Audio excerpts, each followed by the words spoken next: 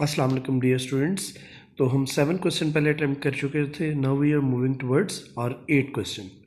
So in this there is a simplification. If you see -8/5 multiply by 3/4 there is a bracket plus 7/8 multiply by -16/25 there is another bracket. ठीक है जी। सबसे पहले तो हम इस minus को उठा के बाहर करके ये फ्रैक्शन बना लेंगे और ये आपस में सिंप्लीफाई हो जाएंगी क्योंकि ब्रैकेट्स लगी हुई हैं। तो पहले आपने क्या करना है, बोर्ड मैथ्स रूल के मुताबिक पहले ब्रैकेट को आपने जो है वो सॉल्व करना है। अब देखिए मैंने पेंसिल से इसको किया कट, 4 और 8 आपस में कट जाते हैं। कैसे? 4 1 ज़ार 4, 4 2 ज़ार 8, तो 2 3 ज़ार क्या हो गया 6 एंड 5 1 ज़ार 5, साथ माइनस आ गया। इधर प्लस एज इट इज़ ही मैंने मूव किया क्योंकि यहाँ पे भी ये नेगेटिव आएगा, क्योंकि ये पॉजिटिव है ये नेगेटिव है, तो मैंने ब्रैकेट स्टिल अप्लाई रखी क्योंकि अभी साइन चेंज होने हैं मज़ीद भी। ये भी आपस में कटे, 8 1 ज़ार 8, 8 2 ज़ार 16, तो 7 2 ज़ार 14 divided by 1 multiply by 25 will be 25। Plus होता अगर इधर तो या माइनस होता तो फिर तो हम एलसीएम लेते हैं। मल्टीप्लिकेशन के केस में फ्रैक्शंस आपस में भी विद इन द फ्रैक्शन भी कट सकती हैं ऊपर नीचे, और ऑपोजिट फ्रैक्शंस के अंदर भी, यानी जो साथ फ्रैक्शंस मल्टीप्लाई हो रही हैं वो भी आपस में कैंसिल हो सकती है। ठीक है जी। अब फर्दर स्टेप में प्लस इंटू माइनस माइनस हो गया। अब यहाँ पर आ जाएगी क्या भला, एलसीएम आ जाएगा, क्योंकि अब सेंटर में साइन मल्टीप्लाई डिवाइड नहीं है बल्कि माइनस या प्लस में से कोई एक है, तो माइनस है। दैट्स वाई 5 और 25 का मैंने एलसीएम लिया, पहले 5 से डिवाइड किया फिर 5 से किया, 25 ही आएगा। अब ये तो 25 ऑलरेडी बना हुआ है, इसको बनाने की ज़रूरत है, तो मैंने 5 से नीचे भी मल्टीप्लाई कर दिया ऊपर भी, तो बन जाएगा -30 -14 और साथ नीचे 25। -30 -14 होता है -44/25। ये एक इम्प्रॉपर फ्रैक्शन है, डिनोमिनेटर छोटा है और न्यूमरेटर बड़ा है, तो इसे हम मिक्स नंबर की फॉर्म में भी लिख सकते हैं। बहरहाल मैंने नहीं लिखा क्योंकि बुक में भी आंसर इसी फॉर्म में ही दिया हुआ है। बाकी आप खुद करना चाहें तो आप कर सकते हैं। ये आएगा 1 होल 19/25 अगर आप करके देखेंगे। बहरहाल आगे हम इधर चलते हैं माइनस के अंदर, -1 होल 19/25। अब आ जाती है जी सेकंड पार्ट, उसमें भी कुछ इसी तरह का क्वेश्चन है कि ये पहले आपस में मल्टीप्लाई करें, माइनस ये आपस में मल्टीप्लाई करें, तो दे कैन बी सिंप्लीफाइड। 7 1 ज़ार 7, 7 4 ज़ार 28, और ये 15 कॉमन टेबल में आता है 5 के, 5 3 ज़ार 5, 5 3 ज़ार 15, 5 5 ज़ार 25। यहाँ पे 3 और 9 आपस में कट जाते हैं। सिंप्लीफाई करने के बाद कुछ ऐसी सिचुएशन आएगी और फिर माइनस माइनस मल्टीप्लाई होने के बाद ये सिचुएशन होगी।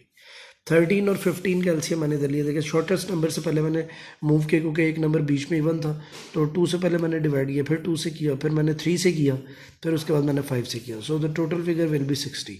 सो 20 how many times multiplied to become 60? 3 times. And 15 how many times multiplied to become 60? 4 times.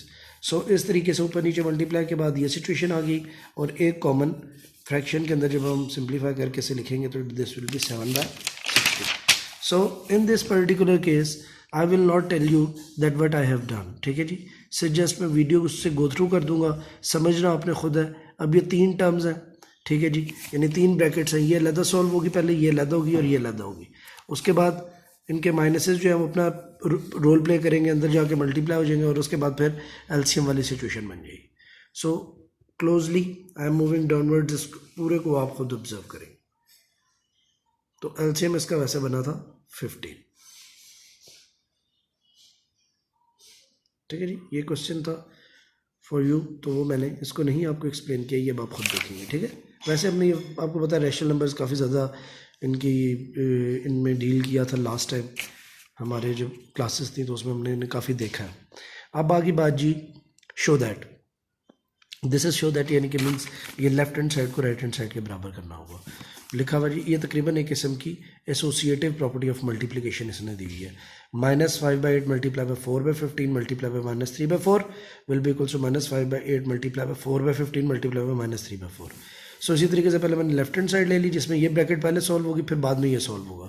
कुछ काटा पीटी के बाद ये -1/6 बन गया, multiply by -3/4, minus minus plus हो गया, 3 और 6 आपस में कट जाएंगे, सो 1/8 आ जाएगा। इसी तरीके से अगर हम सेकंड स्टेप में चले जाते हैं तो यहाँ पर भी ये जब सेकंड वाली ब्रैकेट पहले ये जो ये बनी हुई है ये पहले सॉल्व हो जाएगी, तो सिंप्लीफाई करके -1/5 आ जाएगा, मल्टीप्लाई करने से माइनस माइनस और 5 5 कट जाएंगे, 1/8 ही आ जाएगा। सो साबित हो जाएगा left hand side right hand side के बराबर है। Now this question is highly important in a paper point of view. है ये भी लेफ्ट हैंड साइड और राइट हैंड साइड ही है, but this is distributive property of multiplication over addition. Distributive property जब कोई साइन नहीं होता तो मल्टीप्लिकेशन होती है. This is a distributive property of multiplication over addition. Next step में मैंने लेफ्ट हैंड साइड लेते हुए मल्टीप्लाई जान के बाहर लिख दिया ताकि आप कंफ्यूज ही ना हो. So this is a distributive property of multiplication over addition. सो क्या प्रॉपर्टी क्या है कि ये इसके साथ भी अलग मल्टीप्लाई हो जाएगा प्लस ये इसके साथ भी अलग मल्टीप्लाई हो जाएगा. यही होती है, यही प्रूव करनी है. सो पहले हमने राइट हैंड साइड ले ली. राइट हैंड साइड में यहाँ पर एलसीएम लिया, ये वैल्यू आ गई. इसको जब इससे मल्टीप्लाई किया तो सॉल्व होने के बाद आ गया 8/45 -8/45 इसका आंसर आ जाएगा. राइट हैंड साइड ज़रा इंटरेस्टिंग है.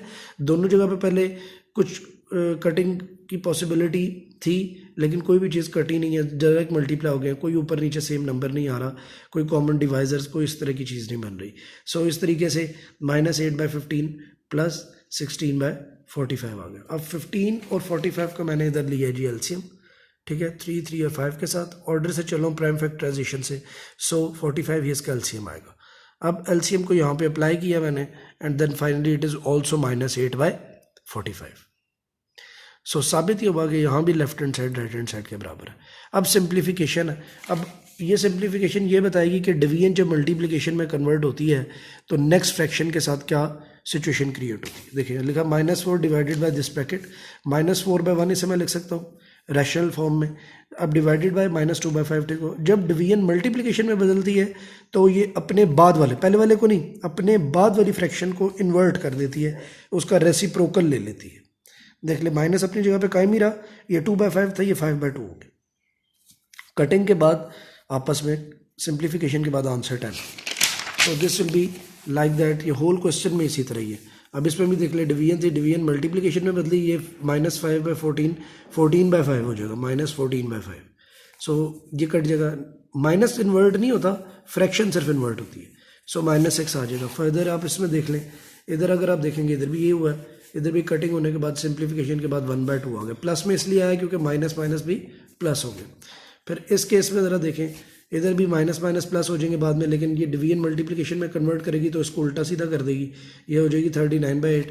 तो 13 1 ज़ा 13, 13 3 ज़ा 39. ये 3 के टेबल में कटेगा, ये 1/2 करके कट जाएगा क्योंकि 4 1 ज़ा 4 एंड 4 2 ज़ा 8. तो आंसर विल बी 3/2.